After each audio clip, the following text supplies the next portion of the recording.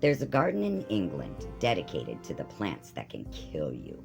It's classified as the most dangerous garden in the world. The Alnwick Garden, established in 2005, is in Northumberland, England. This garden is filled exclusively with around 100 toxic, intoxicating, and narcotic plants. But is the garden safe to tour? The boundaries of the poison garden are kept behind black iron gates, only open on guided tours. Visitors are strictly prohibited from smelling, touching, or tasting any plants, although some people still occasionally faint from inhaling toxic fumes while walking in the garden. No one has actually died from visiting, yet. The deadliest plant in the garden? It is the castor bean plant. According to the Guinness Book of World Records, it's the world's most poisonous plant. Other deadly plants include monkshood, rhododendrons, and wolfsbane. The gardens will see well over 800,000 tourists they visit each year.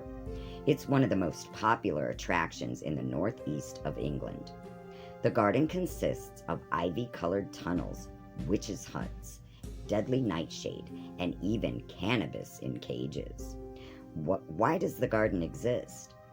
After a trip to Italy, the Duchess was inspired by one powerful family who used their gardens to kill their enemies. She knew she wanted an apothecary garden on the grounds to educate children on plant life, but she felt that just planting herbs that had just plain herbs, it just wasn't enough. So, she thought that the children would lose interest very quickly. But creating a poison garden that educates on plants that can kill you, now that would capture the imagination and attention of any age. So, in 2005, she gathered over 100 types of poisonous plants and trees to plant in the garden. Ones that produce cyanide, can kill you instantly, or are phototoxic and can even make you hallucinate.